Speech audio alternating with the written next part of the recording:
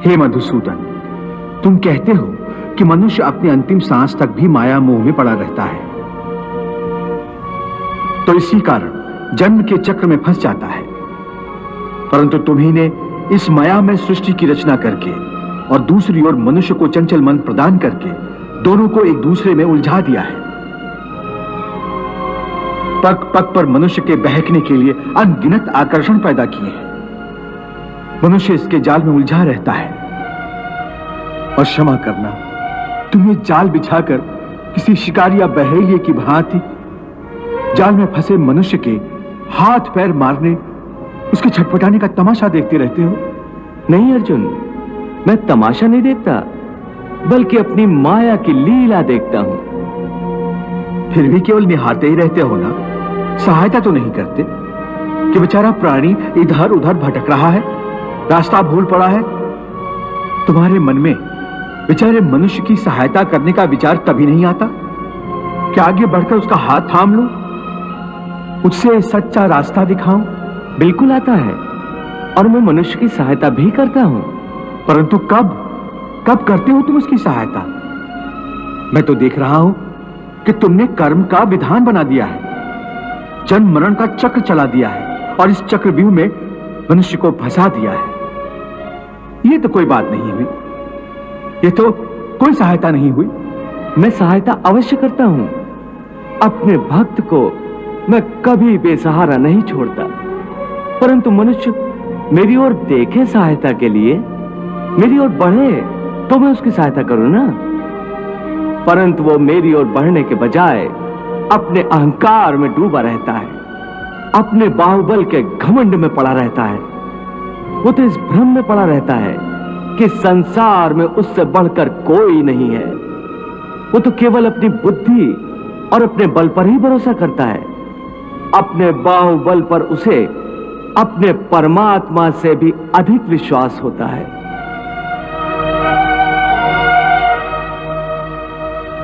अपने रास्ते से भटके हुए मनुष्य की सहायता के लिए आखिर तुम उससे क्या चाहते हो? क्या तुम्हें सोने चांदी के चढ़ावे चाहिए? क्या तुम अपने भक्तों से स्वादिष्ट और पंच पकवान चाहते हो? मैं मनुष्य से एक श्रद्धा के अतिरिक्त कुछ नहीं चाहता, कुछ नहीं मांगता। वो मेरे प्रति बड़े बड़े चढ़ावे न चढ़ाए। सोना, चांदी, घी, चंदन और पकवान के चढ़ावे मुझे नहीं चाहिए। श्रद्धा और भक्ति भाव से एक फल, एक फूल, फूल की एक पत्ती, जल का एक कतरा या चावल का आधा दाना ही सही, मैं उसको भी भक्त की श्रद्धा से कहीं अधिक श्रद्धा से स्वीकार कर लेता हूं। पत्रम पुष्पम फलम तोयम यो मे भक्त्या प्रयच्छति तद अहम भक्ति उपहृतम अश्नामि प्रयतात्मनः। अरे इतना भी ना हो सके तो श्रद्धा या भक्ति का एक आंसू ही सही, मैं उसे भी कबूल कर लेता हूं। श्रद्धा में डूबे उस एक आंसू में मेरा सारा अस्तित्व सराबोर हो जाता है। भक्ति अथवा पश्चाताप का ये आंसू चाहे लाखों पाप करने के बाद अंतिम क्षण में क्यों न बहाया गया हो, मैं उस अनुपम भेंट को भी स्वीकार कर लेता हूं और मनुष्य के सारे पापों को उस आंसू से धोकर उसे नवजात शिशु की तरह निष्पाप कर देता हूं, उसका कल्याण करता हूं, उसे मुक्ति देता हूं। केवल एक फल, फूल या पत्ते को अर्पण करने पर ही मुक्ति दे देते हो? फिर कर्म विकर्म, पाप पुण्य, धर्म विधान सब यूं ही रह जाते हैं। ये धर्म, ये विधान और उसके सारे सिद्धांत तो चंद्रमा और अनगिनत तारों की भांति होते हैं, जो अधर्म और अज्ञान के अंधकार में झिलमिलाते रहते हैं। परंतु जब भक्ति का सूर्य उदय होता है तो ये सब के सब छुप जाते हैं। हे अर्जुन, भक्ति का स्थान इतना ऊंचा है कि अपने सच्चे भक्तों की मैं स्वयं भक्ति करता हूं। ये क्या कह रहे हो मधुसूदन? भला परमात्मा होकर तुम किसी भक्त की भक्ति कैसे कर सकते हो? यदि परमात्मा भी भक्त हो गया तो फिर दोनों में क्या अंतर रह जाएगा? यही अंतर तो मिटाना चाहता हूं मैं।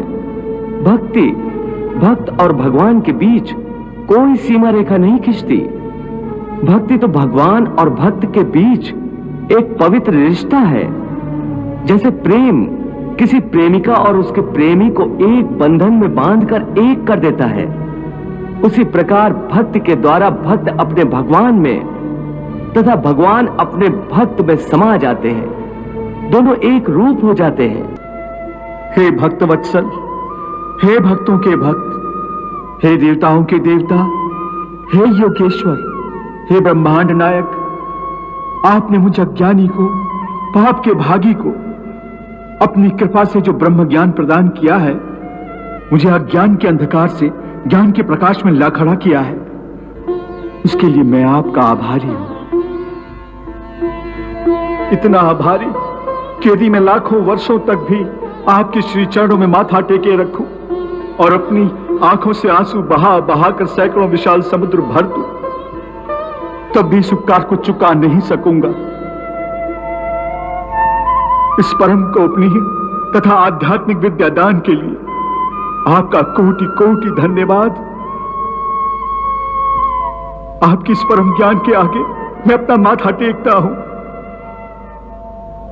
और अपनी भ्रष्ट बुद्धि, अपनी हर इच्छा, अपनी हर आशा और अपनी हर कामना के साथ मैं अपने आप को, अपने तन मन को आपको समर्पित करता हूं।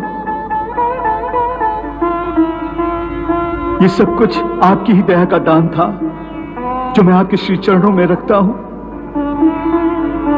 और अज्ञान के मारे आपको केवल एक मनुष्य समझकर मैंने आपको अपना सखा और मित्र समझकर जाने अनजाने में जो भी भूल की हो, आपकी गरिमा को धक्का पहुंचाया हो, तो उसके लिए हे दया सागर आप मुझे क्षमा कर दीजिए और मेरे विनम्र समर्पण को स्वीकार करके अनुग्रहित कीजिए।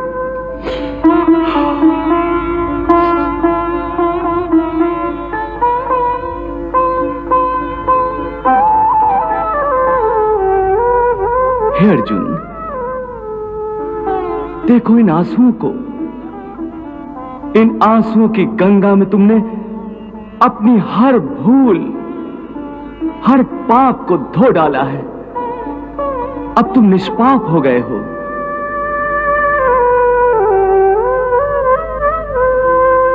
तुम्हारे विवेक ने तुम्हारी आत्मा से पापों का बोझ उतार दिया है। हाँ प्रभु, आपके ज्ञान की दिव्य अग्नि में मेरा मन, मेरी बुद्धि, मेरा ज्ञान तथा मेरा अहंकार सब कुछ जलकर राख हो गया है।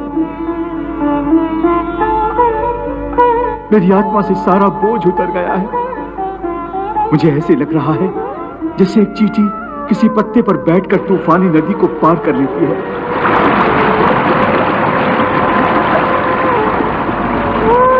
उसी प्रकार मैं आपके करुणा रूपी कमल पत्र पर बैठकर इस विशाल भवसागर के ऊपर तैर रहा हूं।